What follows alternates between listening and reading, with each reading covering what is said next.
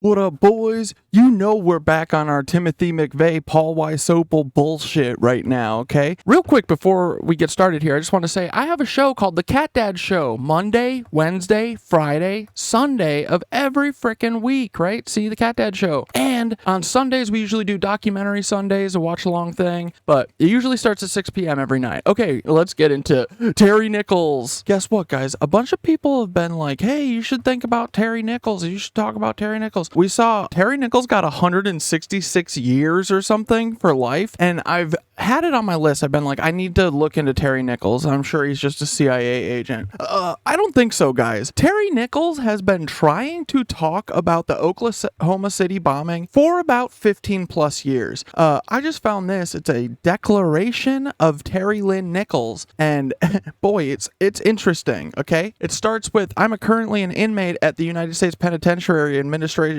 Maximum Facility, which is located in Florence, Colorado. My federal registry number is blah, blah, blah. From the outset, I want to acknowledge my poor judgment and culpability in having assisted Timothy McVeigh. I am also now prepared to identify others who played a role in the bombing of the Alfred P. Murrah building in Oklahoma City, Oklahoma on April 19th, 1995. My purpose in doing so is to bring closure, not only to myself, but especially to the survivors and families of the victims of the bombing. Thus far, I have not been very successful in doing this. However, on April 3rd, 2004, for example, I wrote to then Attorney General John Ashcroft. My purpose in writing to Mr. Ashcroft was to have the others involved in the Oklahoma City bombing brought to justice. I was prepared to fully cooperate with the Department of Justice to achieve this goal. I have never received a response to that letter from Attorney General John Ashcroft or from anyone else within the Department of Justice. Let me guess, Attorney General John Ashcroft is probably Mossad or something, right? Like, I'm just guessing. This is just a guess, but yeah, I don't know. Who knows? Since that letter to Attorney General John Ashcroft, I have been trying to speak out on the Oklahoma City bombing, but have been very frustrated in this effort by the Federal Bureau of Investigations, Federal Bureau of Prisons, and the Department of Justice. Me too, brother. The Bureau of Prisons and Department of Justice have denied me all contact with the media. I had an opportunity to meet with Congressman Dana Rohrabaugh. I had hoped that the results of the meeting would lead to an independent, deeply probing, open investigation of the Oklahoma City bombing, including what I now believe was the hidden role of various federal agencies in that matter. Unfortunately, that did not happen. It did not happen because I was not able to speak openly and candidly with Congressman Rohrabaugh, since, despite my objections, an FBI agent was present during that interview. Those are the perpetrators, the FBI, so why would they put him with someone who's trying to crack open that the FBI is involved with it? Because they are. They're always involved. You think that the frickin' FBI couldn't figure out this child trafficking ring if it wanted to? You gotta ask yourself, why doesn't it want to?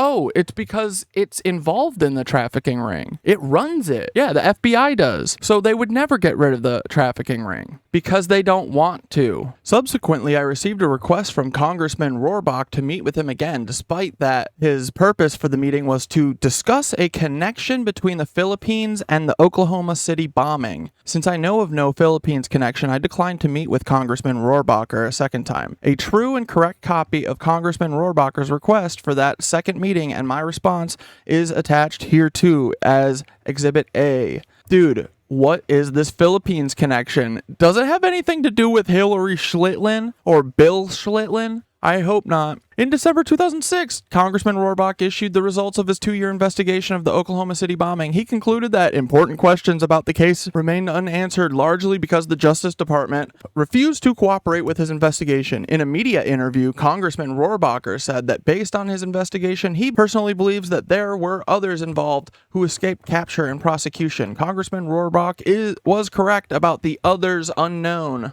Let's see what frickin' Terry and Timothy McVeigh / Paul Wysopal did again. 16 years ago, fate put him in history's glare. In the smoke and flame of April 19th, 1995, the world and hundreds of lives are changed forever. Evan was 2 years old when the bombing happened, and he was staying in the daycare at the YMCA building across the street from the Murrah building. Todd Pendleton, Evan's father, drops him off only minutes before the truck bomb explodes. We were blessed that I was a little bit earlier than I was because there were some big glass doors when you walk in through the Y. Got there at 9 o'clock and the bomb went off at 9:02, so we would have been standing right there across the street when that thing went off. 53 children are in the daycare. As the nightmare continues, Todd quickly returns to find his son. There was glass in his pants, there was glass in his socks, down in his shoes. It was just real fine glass all over him. Evan's mother, Robin, rushes to the Y after seeing the bombing on television. I just ran over to him, and he hung on to me pretty tight. I mean, he was pretty clingy. He was just really, really quiet about it for a long time. Evan escapes with minor cuts from flying glass.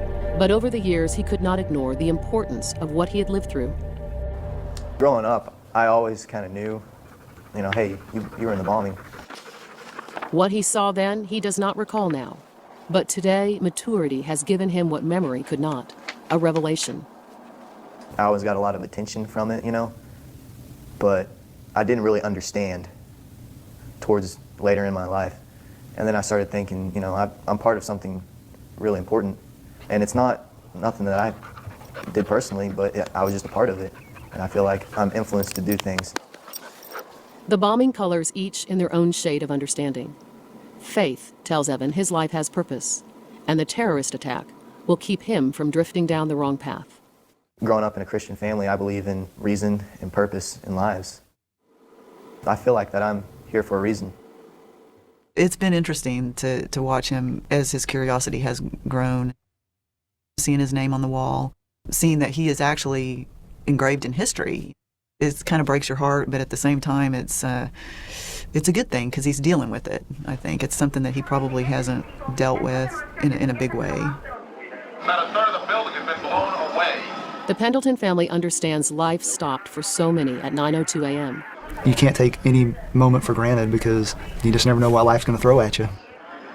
Yeah, sometimes life is going to throw at you an FBI agent masquerading as a T-word, a domestic T-word. I hope Evan is fine now and he's worked his way through it, but I bet one way to work through it for some people would be investigating what actually happened. So, Evan, if you want to know the truth, hit me up, brother. I'm going to tell you about Timothy McVeigh and Paul Wysopal, okay? They're the same person. I know, it's crazy. It's nuts. It makes no sense because we think that our government is here to protect us, but they're not. They're here to use us as slaves, apparently. So that's what they really do, which sucks, dude. See, look at this ass clown.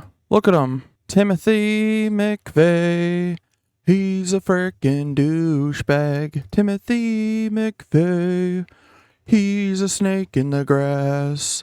He's a little dirt man. Can you tell me if this voice sounds the same? I'm not sure. I am deaf. Well, am I pure evil? Am I the face of terror sitting here in front of you? Or am I able to talk to you man to man? The big things for us, obviously, terrorism, number one priority, the FBI. But sitting down here now, and let me make clear, I'm not sitting here trying to influence you.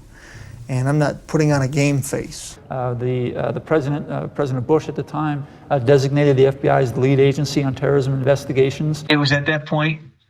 Yeah, the FBI is the lead agency on doing domestic terrorism to Americans. It is. When I was fully intent in my life that I was going to live outside of the law. Today we recruit. You got to be somewhat computer savvy. Kids today, they're tweeting Amen. and twitting and banging away on their Xbox 360. Yeah. Stuff I never heard of when I was a kid. Wasn't even available. I know, bro. Burned in my memories. I'm emotional right now as I talk about it. Me too. I felt absolute rage. So we're really not much different than the local police department. We just handle Really? different violations. I'm not I mean, actually, that's kind of true. Yeah. The police are kind of just like this domestic terrorist. conning anybody. I'm just being me. And also when we do arrest somebody, to make sure that their civil liberties and rights are enforced as well. Maybe one of the benefits of me talking to you today is that you'll see that maybe not everything is true that you've heard about me. Yeah, dude, you're an FBI agent now. That is true.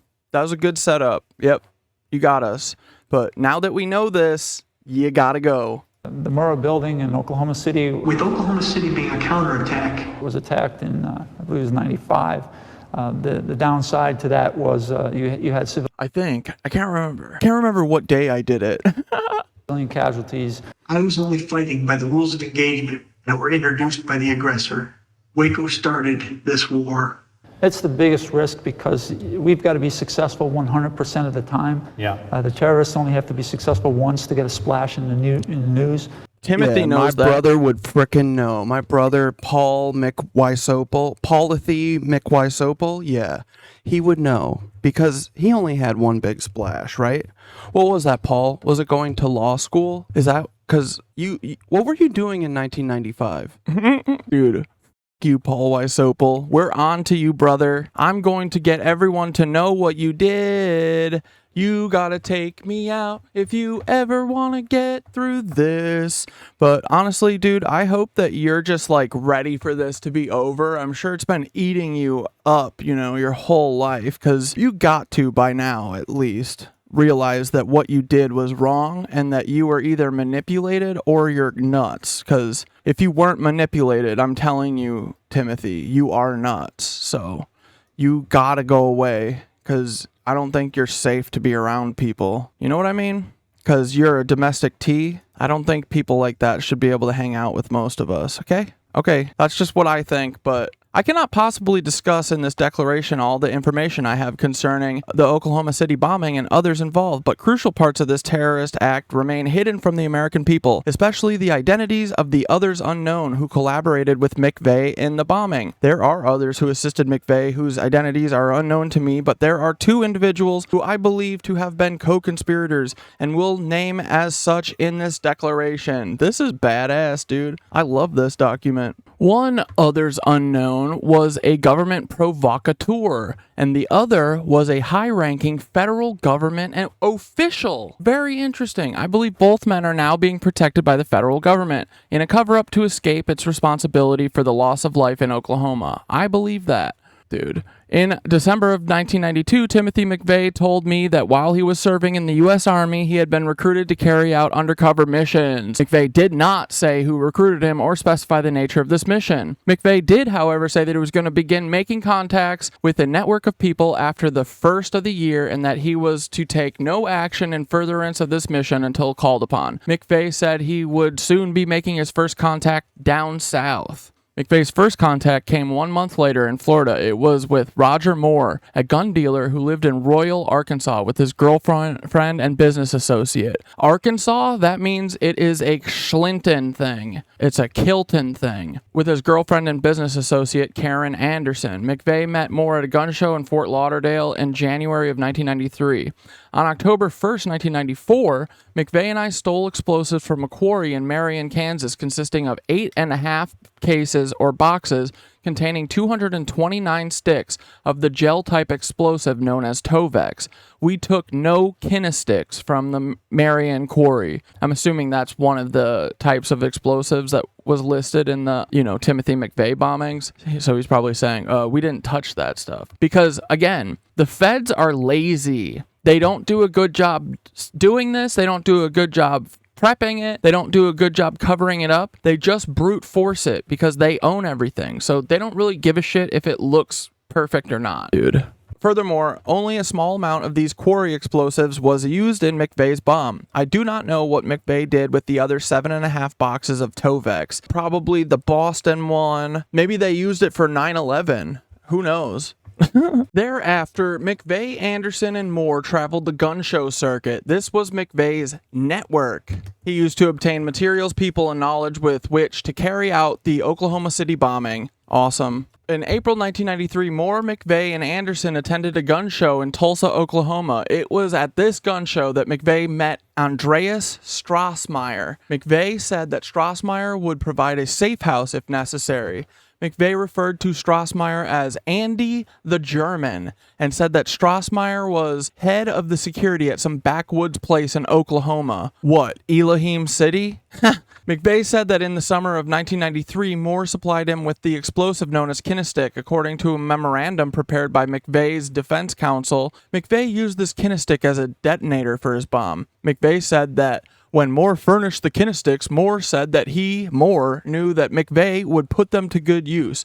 In October 1993, Moore and McVeigh attended a gun show in Knob Creek, Kentucky. At this gun show, McVeigh had the opportunity to make contact with about 20 people who were bomb experts. McVeigh told me that he himself had no knowledge about how to construct a bomb, but that he always wanted to gain more knowledge about how to construct bombs. Of course he did. From roughly September 30th until early November 1994, McVeigh gathered all the components for a bomb. These include the kinestic Roger Moore provided to detonate a bomb, explosives from Marion County Quarry, 2 tons of ammonium nitrate fertilizer, 12 55-gallon barrels, 6 being black metal and 6 being white plastic to hold the fertilizer, 3 barrels of nitromethane, which McVeigh purchased in Texas, and 4x4 by 8-foot treated wooden poles used to secure the barrels in the Ryder truck. It was after McVeigh had assembled the components for a bomb that he asked me to rob Roger Moore. On November 1st, 1994, McVeigh approached me about robbing Moore. Initially, I refused. McVeigh threatened to harm both me and my family if I did not rob Roger Moore.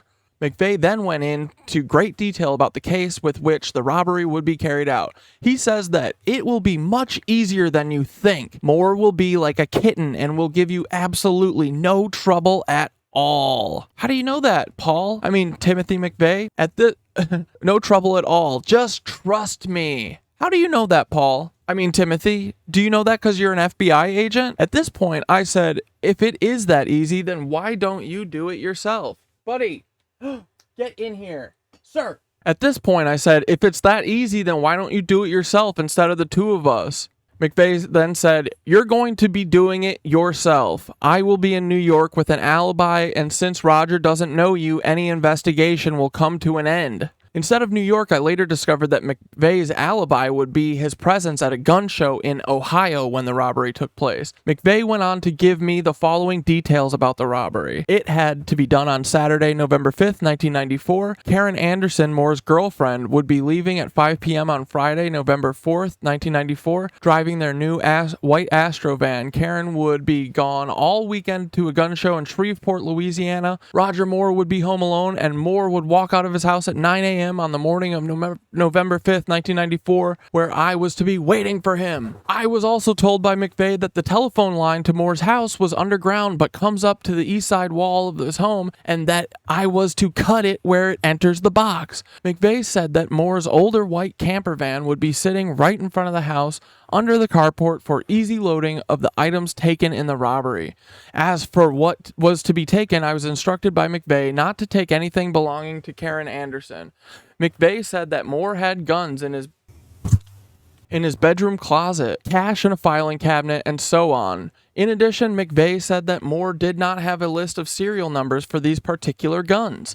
On November 5th, 1994, I arrived at Moore's home at 5 a.m. and cut the telephone line. I then stood at the designated corner of Moore's home and waited. At the time, McVeigh said, and as per McVeigh's instructions, I told Moore to get down and crawl back into his home on his hands and knees, where I tied him up. I then gathered Moore's belongings into his van, which was conveniently parked next to the door. Among the things that I took from Moore was a box containing tubes of nitromethane, which form part of the binary explosive kinestic.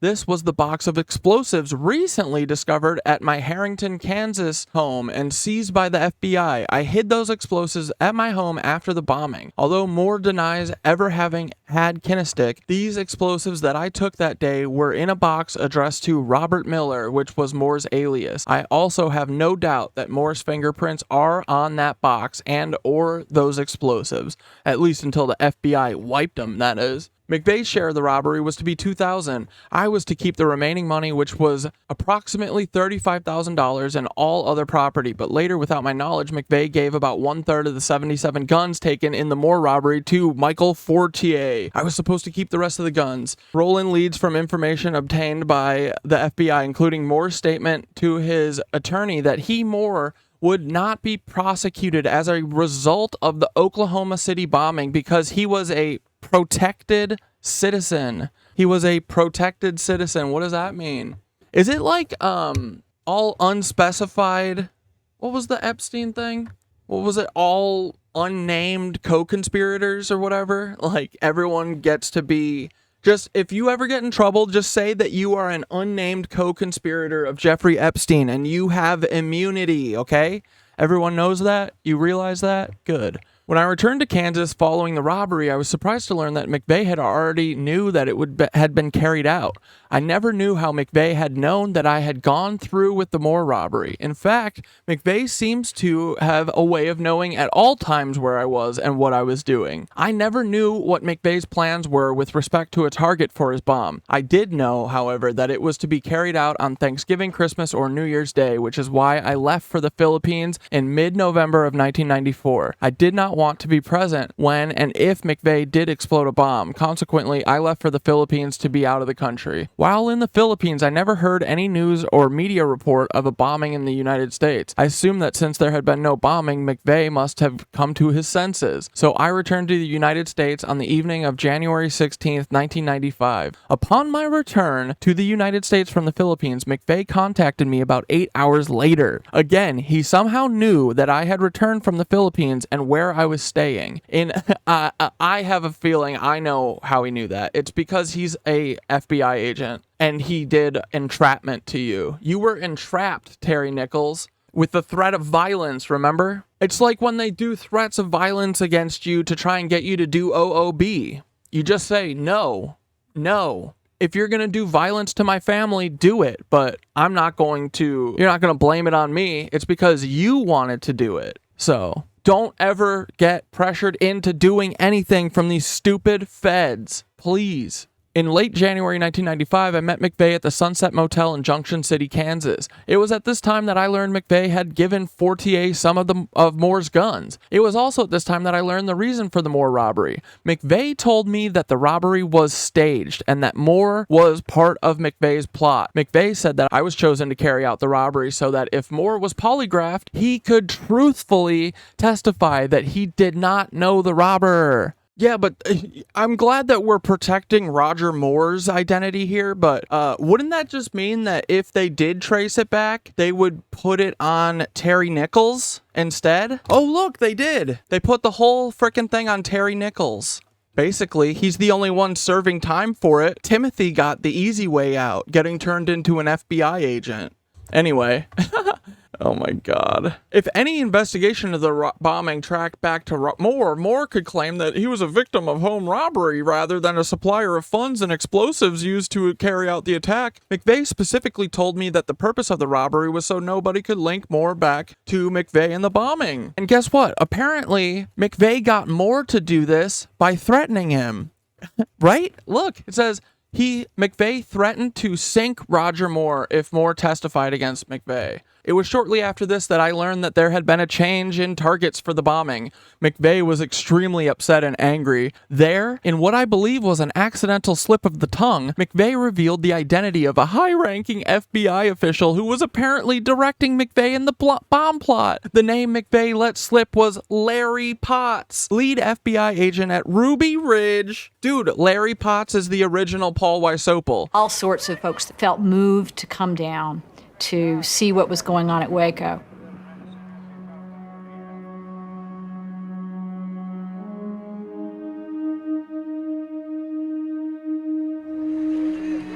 Just arrived today.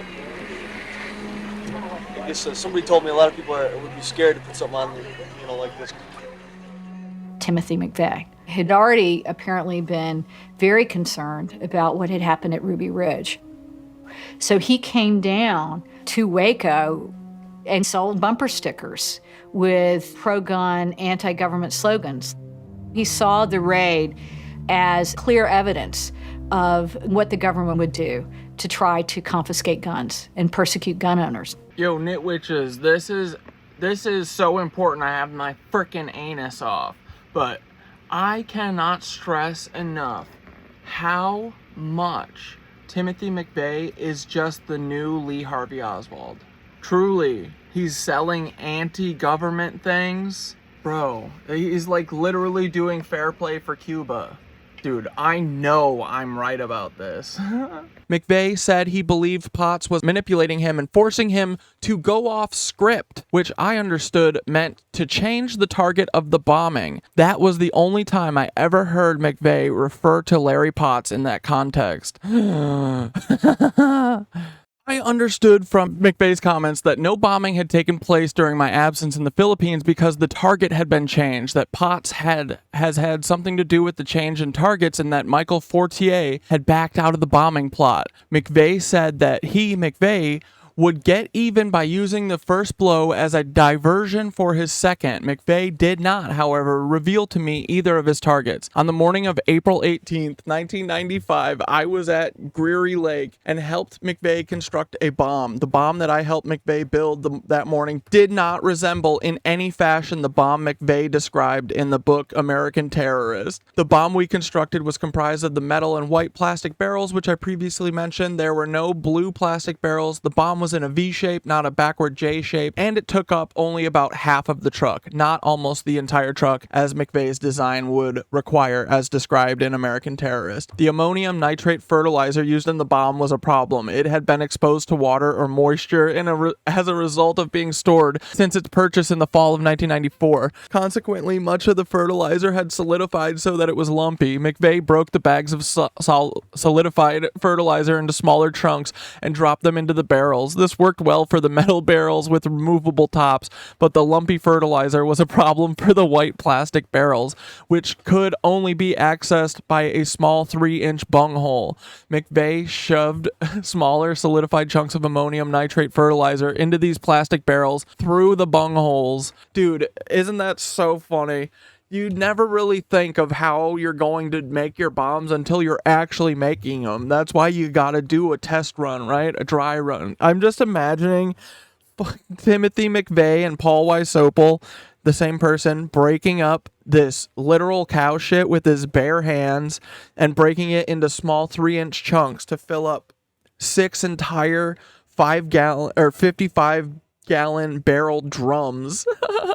Dude, that would take you so long. As I mentioned earlier, I do not know what McVeigh did with the other 7.5 cases of Tovex taken from the Marion Quarry and not used in the construction of that bomb at Greery Lake on the morning of April 18th, but McVeigh was planning another bombing later. So I wonder if there was another bombing like right around the Oklahoma City one. Or maybe it was all just BS. Dude, these helicopters are going bananas. Oh, helicopter. Dude, they're going crazy right now. What in the actual fuck? See you, bitch. Look at these ugly hogs. Dude, does it have invisibility on right now? Dude, I legit can't see it. You ugly. Yeah, you ugly. Yo, anyway, boys, where the frick was I before I was rudely interrupted by a bunch of frickin' helicopters doing helicopter party? Oh my god, this is never coming off. Protect your melons, okay, boys? Okay. Anyway, basically, he said that the fertilizer bomb that they made is totally different than the one that supposedly was used, and he doesn't know what Timothy did with that. He said that the barrels were different, he didn't use the whole truck, all this stuff. Isn't that crazy? I don't know. Terry Nichols kind of feels like, he doesn't seem like a BSer right here, you know? It sounds like he's telling the truth. Not only did the bomb McVeigh described in American Terrorist not resemble the one we built on the morning of April 18th, the bomb McVeigh described as larger and thus required more bomb-making materials than what was in the Harrington storage shed. The bomb McVeigh described also displayed a level of expertise and sophistication which neither McVeigh nor I had in building a bomb. I like that. He's honest. He's humble. In fact, I was present when McVeigh attempted to construct and detonate an ammonium nitrate bomb using a 1-gallon plastic container. McVeigh used Tovex as a detonator for that bomb, but the only thing that exploded was the Tovex. It blew the fertilizer all over the ground. The fertilizer did not explode. I was not present with McVeigh on April 17th, 1995 when he picked up a 20-foot Ryder truck. Furthermore, I never saw or spoke with McVeigh after he left Greery Lake on morning of April 18th, 1995. I was not with him in Oklahoma City on April 19th. And I think April 19th or 20th is when they did OKC. He doesn't know who the identities were that picked the Ryder truck up with McVeigh. The only indication I had from McVeigh about the identity of the target was that he wanted to make a statement and that he was targeting some structure. I did not discover that the Murrah building was the target until news of the bombing appeared on television. On Thursday, April 20th, I went to the Harrington, Kansas storage shed where McVeigh kept some of his things. In that shed, I found the rear license plate from the yellow Mercury McVeigh was driving when he was arrested after the bombing. I also found at least one hand grenade. The license plate and hand grenade I threw into a nearby river on Friday morning, the 21st. That license plate was on the Mercury when I followed McVeigh to Oklahoma City prior to the bombing. We left the Mercury there to be used by McVeigh as a getaway car. However, McVeigh removed the plate and brought it back to Kansas. To this day, I have never understood why McVeigh removed that license plate, which eventually led to his arrest. Brought this plate back to Kansas and deliberately left it in the storage shed among his, and he wrote my personal possessions and crossed it out, changed it to his. But isn't this place his farm? It's just a storage shed that Timothy was using.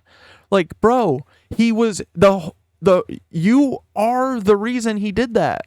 Everything that's happening to you is because of that license plate, right? That was the plan, brother. You were the plan. You were the fall guy for little Timothy McVeigh, who is now Paul Wysopal.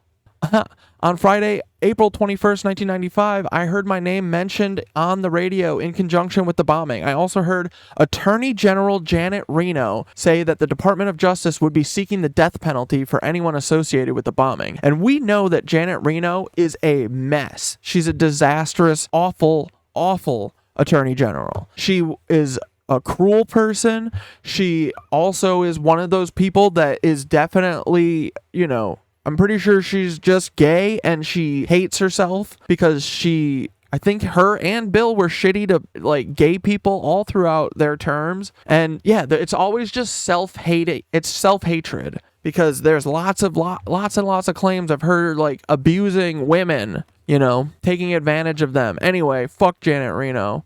And she is one of Bill Clinton's dogs, which means she's a Mossad dog. She is a Mossad dog 100%. Sue me if I'm wrong, Janet. Upon hearing that, I panicked and thought that this would certainly be a case in which the FBI would shoot first and ask questions later, so I told my wife to grab our daughter because we needed to go to the police station. It was my belief that it would be the safest place to be when the FBI came for me. Finally, on the morning of April 21st, 1995, I also hid the case of explosives taken from Roger Moore under my Kansas home. These explosive components are an important piece of evidence clearly linking Moore to McVeigh and the bombing. I never imagined that once these explosives were seized by the FBI, Moore's involvement would remain hidden to this day. And brother, of course it did.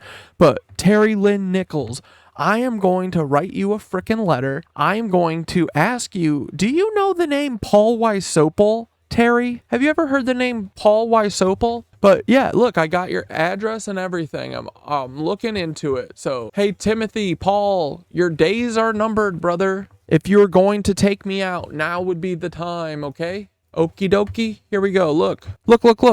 You see this? Terry Nichols. There's his register number, which I got from that affidavit thing. He's 69. Nice, bro. Dude, Terry's 69? Brother Terry, we're gonna bust you out, bro. No, we're not gonna bust you out, but we're gonna tell everyone. Florence Admax USP. That's where we're going to be sending our letter, Terry. I hope you get it. And if you don't, I'm going to come to Colorado. I don't care. I'm over this. I'm done with, sending mail. This is how we're sending mail to Terry Nichols.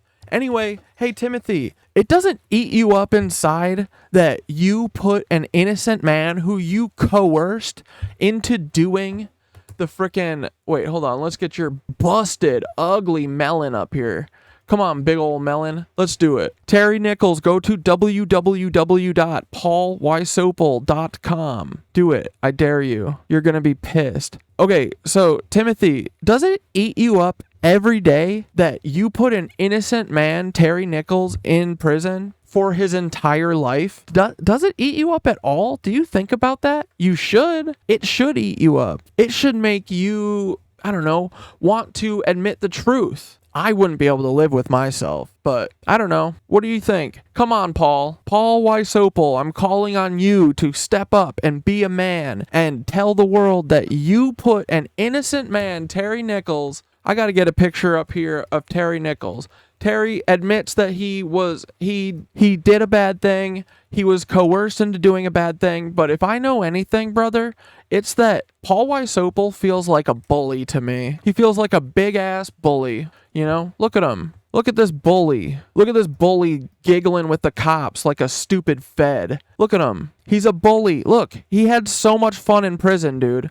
Look, here's him faking all of these. And look, here's Eddie Liger's dad's photo. Yeah. Anyway, there are no coincidences. I haven't heard from this guy about this. And the fact that I haven't means I know exactly what the truth is. But anyway, love you, Paul Wysopal. You need a hug. You need a hug, and you need to admit your wrongdoings. You need to tell the world about what what was that asshole's name? What was his name? This jackass, Larry Potts. Larry Potts, where are you? We're gonna find you. We're gonna be looking for you right now, okay? I'm currently looking for you. Michael Fortier, he was involved. Who else? There was a couple other people. Andy the German, Andreas Strassmeyer. Where's that jackass? We're going to find you, buddy. We're going to find you. We're coming for you, Bill Clinton. We're coming for you, Hillary Clinton. We see you and your little red shoes. Yes, we do. Okay. But anyway, good luck. Good luck, guys. The truth is out there. If I found this, anyone can find it. Terry Nichols, there will be a day where you are out of prison. It's coming. Paul Wysopal, in the head till he's gone forever. Okay? Truly and deeply. And Eddie Liger too. Eddie Tiger. Eddie Liger. Eddie Wysopal. We see you, brother. Anyway. Fuck you, Paul Wysopal. Fuck you, Timothy McVeigh. Fuck you, Eddie Liger. Terry Nichols, you're cool. Terry Nichols, you're cool. Ted Kaczynski, you're pretty cool. No, I'm just kidding. Okay, bye. Fuck Paul Wysopal. In his sleep.